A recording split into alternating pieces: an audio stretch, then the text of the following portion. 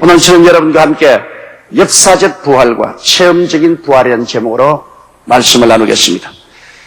예수님의 실제적인 부활을 부인하는 사람들은 2000년의 긴 역사를 통해서 수많은 역사학자, 과학자, 고고학자, 생물학자, 진화론자들을 통하여서 어찌한지 예수 그리스도의 무덤과 그 시체를 찾아서 예수께서 부활하지 않았다는 것을 증명하려고 혈안이 되어 왔습니다. 그러나 지금까지 예수님의 무덤도 그 시체의 흔적도 찾지를 못했습니다. 예수님과 같은 세계적인 종교의 창시자가 무덤이나 시체나 그 남은 뼈도 찾아볼 수 없다는 것은 실제로 상식에 어긋난 일입니다. 동일한 세계적인 종교 창시자들, 즉 유교의 창시자 공자나 불교의 창시자 스가모니나 이슬람교의 창시자 마호메트 등은 모두 무덤이나 뼈나 사리가 있습니다. 왜 예수님은 무덤도 뼈도 남아있지 않습니까? 그 이유는 예수님은 성경대로 죽으셨다. 성경대로 3일 만에 부활하사 승천해버렸기 때문인 것입니다. 그러므로 첫째, 우리가 예수님의 역사적인 부활의 사실을 분명히 마음속에 깨달아야 됩니다. 예수님께서는 무덤에 들어가신 지 3일 만인 주일 아침 일찍이 부활하셨기 때문에 그리스도의 부활 때문에 오늘 우리 교회가 서고 그 부활의 토대 위에 서서 우리가 구원을 받고 예배를 드리고 있는 것입니다. 예수님께서 무덤에서 처음 부활하실 때 처음 예수님을 만난 자가 바로 막달라 마리아였습니다. 다른 여제들과 같이 와서 천사가 예수님이 부활했다는 소식 듣고 빈 무덤을 보고 여제자들은 한 무리는 다른 제자들에게 막달라 마리아는 베드로와 요한에게 뛰어가서 그 소식을 알리고 베드로와 요한과 함께 와서 무덤 속을 들여다 보았으나 시체가 없는 것을 보고 베드로와 요한은 돌아가고 막달라 마리아는 혼자 앉아 울고 있다가 예수님이 그를 만나 주었습니다. 막달라 마리아는 산직인 줄 알았는데 돌아보니 예수님이었습니다. 그럼 예수님을 만지려고 하나 예수님은 만지지 못하게 했습니다. 아직 내가 나의 하나님께 올라가지 못했다. 내게 손대지 말라고 하셨습니다. 그러고 난 다음에 예수님은 곧장 다른 제자로 가는 여인들을 만나서 그 앞에 평안하뇨 주님께서 축복하시고 여인들은 너무나 놀라서 감격했습니다. 이러므로 그리스도의 부활은 제일 먼저 여제자들에게 나타났습니다. 그 후에 절망에서 두문불출하고 있던 베드로에게 나타나서 부활하신 당신의 모습을 보여주셨고 그다음 낙심해서 낙향하던 엠마오로 가는 두 제자에게 주님이 나타나서 빵을 뗄 때 눈을 열어 그리스도인 것을 보여주셨습니다. 그 후 주일 오후 열 제자에게 주님이 신이 나타나서 평안하뇨 하고 그들을 축복해 주었습니다. 일주일 후에 도마와 함께 또 11제자에게 나타나서 주님이 도마 앞으로 나와서 내 손을 내밀어 내 손에 넣어보고 내 손을 내밀어 내 옆구리에 손을 넣어보고 믿지 않는 자가 되지 말고 믿는 자가 되라고 할 때 도마가 내 하나님이여 나의 주님이시하고 항복했던 것입니다. 그 후에 주님께서는 갈릴리 디베리아 바다에서 예수님이 제자들을 만나겠다고 하심으로 디베리아 바다에 내려가서 제자들이 그곳에서 이른 아침에 예수님을 만나고 예수님이 구워주신 떡과 생선을 먹고 베드로가 다시 한번 주님께 헌신하는 기회를 얻었습니다. 그리고는 갈릴리 산에서 주님이 또 제자들과 함께 만나셨고 그 다음엔 500여 형제에게 주님께서 일시에 나타나서 500여 명이 예수 그리스도를 보았고 바울 생전에도 대다수의 사람들이 살아있었습니다. 그 다음 주님께서는 야고보에게 나타나셨으며 그 후에 예수님은 베다니에서 제자들에게 보이시고 감람산에서 승천하셨습니다. 부활의 한 사건을 이렇게 많은 사람들이 40일 동안 체험한 것은 부인할 수 없는 확실성을 증명해 주신 것입니다. 어떠한 사람들은 말하기를 제자들이 너무 예수를 사모한 끝에 꿈이나 환영을 보았다고 하는데 40일 동안 여러분 이 많은 사람이 똑같이 꿈이나 환영을 볼 수는 없습니다. 그런 사실은 역사상 있은 적이 없습니다. 이러므로 예수 그리스도는 죽은 자 가운데서 부활하셨고 그 살아계신 것을 40일 동안 제자들에게 확실히 증명하셨습니다. 그렇기 때문에 제자들은 목숨을 내걸고 부활하신 그리스도를 온 천하에 전파했고 유독이 기독교 신앙만은 죽었다가 부활하신 예수 그리스도의 신앙에 기초하고 교회가 설립되게 된 것입니다. 이렇기 때문에 예수 그리스도는 죽은 구주가 아니라 죽었다가 부활하셔서 성천하의 하나님 보좌 우편에 앉아 계신 만왕의 왕 만주의 주라는 것을 우리가 확실히 알아야 되는 것입니다. 둘째로 우리는 체험적인 면에서 우리 주 예수 그리스도의 부활을 알아야 되는 것입니다. 예수는 부활 성천하셔서 하나님 보좌 우편에만 앉아 계실 뿐 아니라 오순절 날에 성령을 부어주심으로 성령을 통하여 우리들의 마음속에 강림하셨습니다. 우리 사람들의 마음이라는 것은 직선도 아니고 평면도 아니고 입체도 아닙니다. 마음은 우리가 물량으로 재을 수 없지만 우리 속에 분명히 마음이 있고 이 마음이 바로 여러분과 내 영혼의 집이며 이 마음이 바로 하나님이 와 계시는 성전인 것입니다. 그러므로 키가 크다고 영혼이 큰 것도 아니고 키가 적다고 영혼이 작은 것도 아닙니다. 우리 마음은 물량적으로 헤아릴 수 없습니다. 그러나 우리 속에 제3차원의 세계를 뛰어넘은 4차원 이상의 세계 속에 속한 길이나 넓이나 그 부피를 잴 수 없는 그러한 존재입니다. 그 우리 마음입니다. 그 속에 우리 영혼이 있습니다.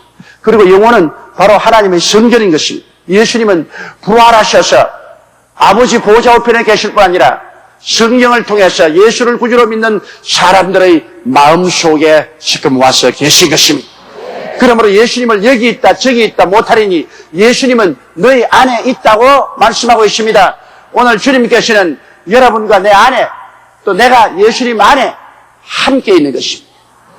이러므로 오늘날 예수 믿는 사람들은 그리스도의 임재와 분리될 수가 없습니다. 예수님은 우리가 손으로 만질 수 없고 냄새 맡을 수 없고 눈으로 볼 수 없지만은 우리의 영혼 속에 부활하신 영광으로 들어와서 계신 것입니다. 그러면 우리 속에 부활하신 예수님이 와 계시면 어떠한 역사가 일어납니까? 무엇을 위해서 예수님이 우리 속에 와 계십니까? 예수님께서는 죄를 이기시고 의를 부활시키는 능력으로 역사하기 위해서 와 계신 것입니다. 그리스도는 죄를 십자가에서 당신의 몸으로 제하시고 죄의 세력을 멸하시고 장사해버리고 부활하셔서 이제 의의 능력으로 우리 속에 와 계신 것입니다. 그러므로 우리는 주님과 함께 의의 사람으로 부활 속에 살아야 됩니다. 예수님은 부활을 주시되 의의 부활을 주십니다. 그래서 여러분과 내가 그리스도의 의의 능력에 잡혀서 그리스도와 함께 의로운 삶을 살도록 하기 위해서 우리 구원도와 계신 것입니다. 이 세상에 부정과 불의가 얼마나 꽉 들어찼습니다. 그러나 이 가운데 우리 예수 믿는 사람들은 부활하신 그리스도와 함께 의로운 자로 일어나야만 되는 것입니다. 왜냐? 그리스도는 의로서 부활하시고 바로 부활하신 그 의의 예수님이 여러분 속에서 의를 부활시키기 위해서 역사하고 계십니다. 주여, 주님은 나의 의가 되시니 나에게 의의 부활을 주옵소서. 우리가 늘 기도해야 되는 것입니다. 그리스도는 여러분 속에 또한 진리의 부활로 와 계신 것입니다. 그리스도는 거짓을 다 제하시고 거짓을 다 멸하시고 주님이 진리로 부활하시기 때문에 이제는 여러분 우리 속에 참을 부활시키기 위해서 와서 역사하는 것입니다. 우리는 그리스도와 함께 진리의 부활을 우리 마음속에 체험해야만 되는 것입니다. 거짓으로 꽉 들어찬 세상 속에 참 진리를 가지고 그리스도는 우리 가운데 부활하셔서 진리를 전파하는 역사를 주님 베푸시는 것입니다. 우리 속에 예수님은 부정부패를 멸하시고 거룩함을 부활시키는 주님으로 와 계신 것입니다.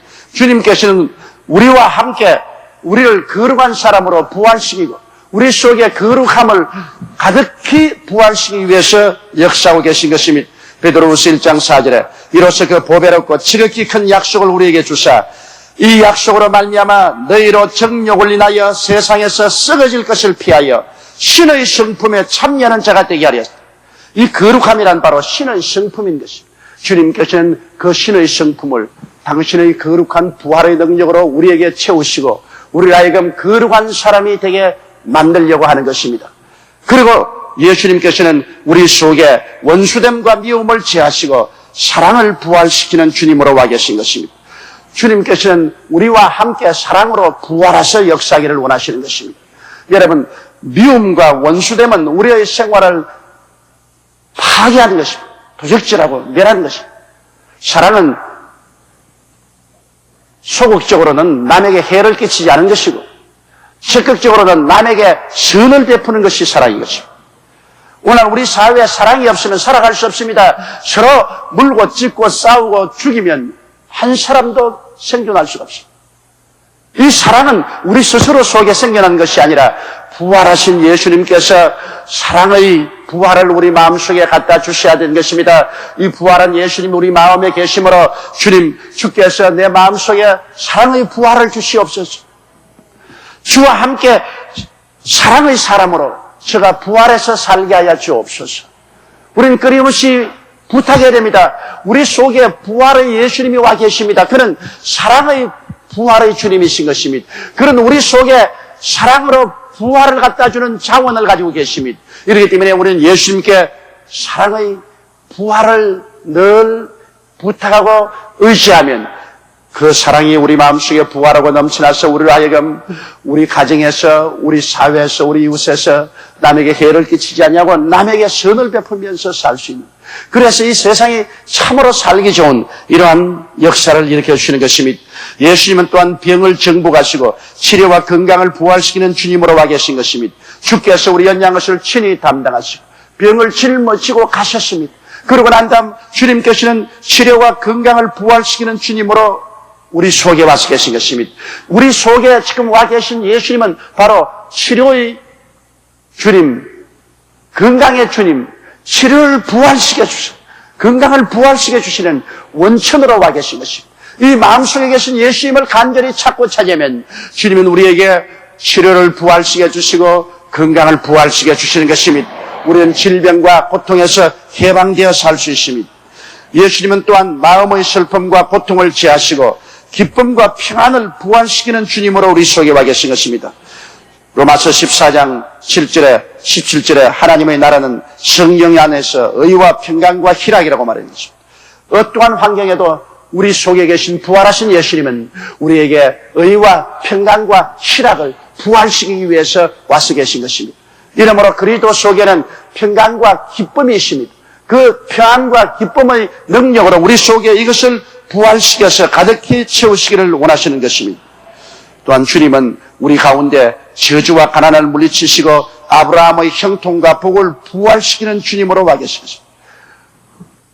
저주가 꽉 들어차고 슬픔과 가난이 꽉 들어찬 곳에 주님은 부활의 영광으로 이 어둠을 다 해치시고 우리 속에 형통을 부활시키시고 축복을 부활시키기를 원하는 것입니다. 지금 이 땅에 필요한 것은 바로 이 예수 그리스도가 필요한 것입니다. 저주와 가난을 물리치시고 아브라함의 형통과 복을 부활시키는 이 그리스도가 필요한 것입니다. 우리 한국 땅에 지금 저주의 안개 구름이 덮고 어둠이 캄캄하게 내리고 있습니다. 이것을 해치고 우리에게 형통과 복을 주실 수 있는 분은 부활하신 예수님인 것입니다. 그리스도가 바로 저주와 가난을 정복하시기 때문인 것입니다. 그리스도가 바로 우리 속에 들어와서 형통과 축복을 부활시켜 주시는 것이기 때문에 우리가 그리스도를 간절히 찾고 그를 섬기면 그리스도는 형통과 축복을 우리의 마음을 통해서 우리의 생활 속에 부활시켜 주시는 것입니다. 예수 그리스도는 또한 사망과 엄부를 이기시고 부활과 천국을 주시는 주님으로 우리 가운데 와 계신 것입니다. 우리 주님께서는 우리 속에 사망의 세력을 미워하십니다. 그렇기 때문에 부활하신 예수님이 오셔서 그 부활을 우리에게 주시고 주님이 예비한 천국을 우리 속에 주시기 위해서 역사하는 것입니다. 여러분, 오늘날 주 예수님은 하나님의 보좌 우편에 계심과 동시에 우리 각자의 마음속에 이 부활의 능력을 가지고 와 계시며 이 부활의 역사를 행하기 위해서 와 계신 것입니다. 따뜻한 봄의 햇살이 비치면 얼음과 눈이 녹고 순식간에 온 땅 속에 부활의 기운이 가득 차서 파릇파릇 새 생명들이 솟아오르는 것입니다. 이와 같이 죄와 절망, 저주와 죽음의 얼음물은 우리의 가슴 속에 그리스도 부활의 따뜻한 태양빛이 들어오면 우리의 모든 심신이 살아일어나게 되는 것입니다. 그러므로 예수께서 우리 속에 오셔서 우리를 해방과 자유를 주시며 우리에게 생명을 얻게 넘치게 얻는 역사를 베풀어 주시는 것입니다. 여러분, 우리 주 예수 그리스도의 부활은 하나의 형식적이고 의식적인 것이 아닙니다. 그 부활하신 예수님은 실제로 여러분의 마음속에 지금 들어와 계십니다. 나는 부활의 생명이니 나를 믿는 자는 죽어도 살겠고 살아서 나를 믿는 자는 죽음을 보지 아니하리라고 주님께서는 우리 속에 말씀하고 있는 것입니다. 그러므로 오늘 우리는 주여 나의 속에 의의 부활을 주시옵소서. 나의 속에 화목과 사랑의 부활을 주시옵소서. 치료와 건강의 부활을 주시옵소서. 기쁨의 부활을 주시옵소서. 형통과 축복의 부활을 주시옵소서. 생명과 천국의 부활을 주시옵소서. 우리 주 예수를 향하여 끊임없이 기도하는 여러분 되시기를 주의 이름으로 축원합니다. 너희가 없는 것은 구하지 아니하느라고 주님께서 말씀합니다. 무엇이 내 이름으로 내게 구하면 내가 시행하리라고 말씀하신 것입니다. 우리 속에 계신 예수에게 우리가 이렇게 구하면 주님께서 시행하실 것입니다. 셋째로, 부활하신 예수님과 함께 살기 위해서 우리가 어떻게 해야 될까요? 부활하신 예수님과 함께 살려면 부활하신 예수님이 우리와 무슨 관계가 있는가를 분명히 알아야 됩니다. 사람들은 예수 그리스도에 대해서 너무나 알지 못합니다. 옛날에 중앙대학을 창설하신 이명신 여사의 어머니가 선교사들의 전도를 받아서 제일 처음 예수를 믿고 그 다음에 물세례를 받게 되는데 목사님이 늘 가르치기를 물세례 받을 때 문답할 때 예수님이 누구를 위해서 죽었느냐 그러던 나를 위해서 죽었습니다. 그렇게 대답을 하시오. 그렇게 가르쳤습니다. 그러니까 그 할머니 말이 나는 그건 안 받아도 되니까 자식만 잘 되면 돼요. 그냥 할머니 그게 신앙이 아닙니다. 신앙은 할머니가 예수 믿고 구원받는 것이 필요하지 자식들만 잘 되기 위해서 교회 나가는 게 뭘 필요합니까? 그래서 이제 알겠다고 머리를 긋으십니다. 선교사님이 앉아서 이제 이명신 여사 그 어머니를 보고 예수님이 누구를 위해서 죽으셨지요? 그러니까 당신을 위해서 죽었어요. 왜? 목사님이 늘 가르칠 때 나를 위해서 죽었다니까 목사님 자기를 위해서 죽었다고 말을 한 줄 알고. 그러니 예수 그리스도와 나의 관계를 이해하지를 못해요. 왜 예수 믿느냐? 예수 믿으면 그냥 복 받는다니까 무조건 교회 가서 믿어보자. 그런 사람들이 굉장히 많습니다. 여러분, 우리가 부활하신 예수님과 함께 살기 위해서는 예수님의 죽으심과 부활의 의미를 내가 분명히 깨달아 알아야 되는 거죠. 그리스도는 자기 자신을 위해서 세상에 오지 않았습니다. 우리를 위해서 오셨습니다. 예수님은 자기 자신을 위해서 십자가를 걸머지지 않으셨습니다. 우리를 대신해서 십자가에 올라가신 것입니다. 죽었다가 부활하신 것도 예수님 자신을 위해서 부활할 필요가 없습니다. 그는 하나님이십니다. 우리 때문에 그는 부활하신 것입니다. 그러므로 그리스도와 우리는 항상 하나가 되어 있는 것을 알아야 되는 것입니다. 이러므로 그리스도의 고난은 바로 하나님이 예수를 통해서 우리를 심판한 것입니다. 우리의 죄를 심판하고 우리의 반역을 심판하고 우리의 질병을 심판하고 우리의 가난을 심판하고 우리의 죽음을 심판하신 것입니다. 그러므로 여러분과 나는 예수를 통해서 이미 심판받은 사람입니다. 다시는 더 이상 심판받을 필요가 없습니다. 우리는 하나님의 진노와 심판에서 그리스도를 통해서 해방된 사람들인 것입니다. 그러면 심판에서만 해방되었느냐? 그렇지 않습니다. 그리스도가 죽었다가 부활하심으로 새로운 생명을 우리가 그리스도 속에서 누리게 된 것입니다. 그래서 그리스도 안에서 의의 새로운 생명, 사랑의 새로운 생명, 건강의 새로운 생명, 형통의 새로운 생명, 영생 천국의 새로운 생명을 누리기 위해서 부활하셔서 이 예수님이 우리 속에 와 계심으로 우리는 그리스도를 통해서 심판받아 버렸고 그리스도를 통해서 부활의 새로운 생명을 얻은 사람이 되었다는 분명한 지식을 가지고 있어야 되는 것입니다. 이것 없이 그냥 의식적으로 형식적으로 예수를 믿어서는 효과가 없습니다. 우리 속에 가신 예수님은 위대한 역사를 베푸신 예수님인 것입니다. 나와 함께 죽고 장사되고 나와 함께 부활하신 예수님, 그러므로 심판을 제하시고 부활을 주신 예수님, 이런 지식을 우리가 분명히 가져야 되는 것입니다. 그래서 우리는 언제나 예수 그리스도의 십자가를 바라볼 때 나는 그리스도와 함께 죽고 함께 살아났다. 그러므로 나의 모든 옛사람은 저기에서 심판을 받고 그리고 부활의 그 아침에 예수 그리스도와 함께 무덤에서 새 사람으로 부활했다. 그러므로 나는 새 사람이다. 이것을 알아야 됩니다. 로마서 6장 4절로 11절의 말씀을 들어보세요. 그러므로 우리가 그의 죽으심과 합하여 세례를 받음으로 그와 함께 장사되었나니 이런 아버지의 영광으로 말미암아 그리스도를 죽은 자 가운데서 살리심과 같이 우리도 또한 새 생명 가운데서 행하게 하려 합니다. 만일 우리가 그의 죽으심을 본받아 연합한 자가 되었으면 또한 그의 부활을 본받아 연합한 자가 되리라. 우리가 알거니와 우리 옛사람이 예수와 함께 십자가에 못 박인 것은 죄의 몸이 멸하여 다시는 우리가 죄에게 종노릇 하지 아니하려 함이니 이는 죽은 자가 죄에서 벗어나 이롭다 하심을 얻었음이니라.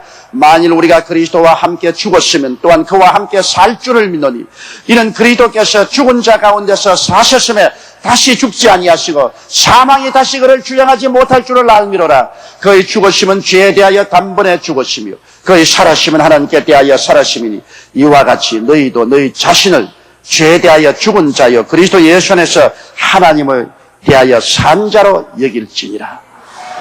이러므로 우리가 예수 그리스도의 십자가를 바라볼 때 이와 같은 마음의 지식을 가지고 바라봄의 법칙을 사용해야 되는 것입니다. 내가 저 십자가를 통하여 그리스도와 연합해서 옛사람은 다 장사지내버리고 말았다. 죄도 장사되고 미움도 장사되고 질병도 저주도 죽음도 장사되어버렸다. 부활하신 그리스도가 내 마음에 들어와 있으므로 이제는 나는 새 생명 가운데서 행한다. 의의 생명 가운데서 행한다. 사랑의 생명 가운데서 행한다. 나는 건강의 생명 가운데서 행한다. 형통의 생명 가운데서 행한다. 영생 천국의 생명 가운데서 행한다. 이렇게 바라보고 이렇게 생각하는 여러분 되시기를 주의 이름으로 축원합니다. 그리고 이 사실을 마음속에 굳건히 믿어야 됩니다. 고린도후서 5장 11절에 그런즉 누구든지 그리스도 안에 있으면 새로운 피조물이야 이전 것은 지나갔으니 보라 새 것이 되었도다. 이전 것은 다 지나가고 이제 난 새 것이 되었습니다. 육체의 사람은 십자가에서 다 지나가 버리고 신령한 사람으로 부활해서 오늘날 살고 있는 것입니다. 이러므로 여러분은 육체의 사람이 아니요 이제는 신령한 사람들인 것입니다. 신령한 사람은 부활의 생명을 가지고 사는 사람인 것입니다. 더 이상 나를 육체의 사람으로 생각하면 안 됩니다. 나는 이제는 그리스도 안에서 신령한 사람이 된 것입니다. 믿지 않은 모든 세상 사람들은 다 육체의 사람들인 것입니다. 그들의 영혼이 죽었기 때문에 육체로 삽니다. 그러나 여러분은 십자가에서 육체의 사람을 멸하고 부활의 아침에 그리스도와 함께 신령한 사람으로 태어나기 때문에 이제는 부활의 신령한 힘으로 살아나가야만 하는 것입니다. 그러면 어떻게 할까요? 우리는 새 말과 새 노래를 해야 되는 것입니다. 이제는 우리 말이 달라져야 돼요. 옛날 육체의 사람의 말을 사용해서는 안 됩니다. 옛날 육체의 사람은 늘 죄악된 말을 사용하고 늘 미움과 원한과 시기와 분노와 질투의 말을 쓰고 있습니다. 늘 고통과 괴로움을 노래처럼 말하고 슬픔을 이야기하셨습니다. 못하고 망하고 피한 것을 말하셨습니다. 이렇게 완전히 육체의 사람이 사용하는 말을 이제는 버리고 여러분은 새 말을 하고 새 노래를 해야 되는 것입니다. 나는 그리스도 안에서 의로운 사람이 되었다는 것을 말해야 되는 것입니다. 정의에 대해서 말하고 진리에 대해서 말하고 거룩함에 대해서 말해야 되는 것입니다. 여러분은 화목에 대해서 말하고 사랑에 대해서 말해야 되는 것입니다. 여러분은 건강에 대해서 말하고 치료에 대해서 말해야 되는 것입니다. 여러분은 축복에 대해서 말하고 형통에 대해서 말해야 될 것입니다. 희망에 대해서 말해야 될 것입니다. 여러분은 생명과 천국에 관해서 말을 해야 되는 것입니다. 그리고 여러분은 기쁜 노래를 부르게 되는 것입니다.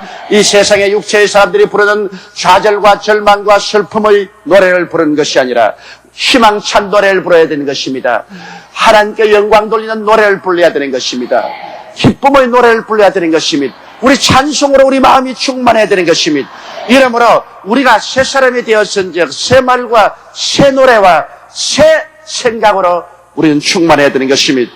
그리고 항상 이 위대한 부활을 주신 예수 그리스도가 내 속에 계시므로 내 속에 계신 예수님께 늘 감사를 드려야 됩니다. 자나깨나 안전하시나 부활하신 예수님 내 속에 들어와 계시고 나의 삶을 부활로서 감싸 주시고 내 삶을 부활로서 채워주시는 주님 감사합니다.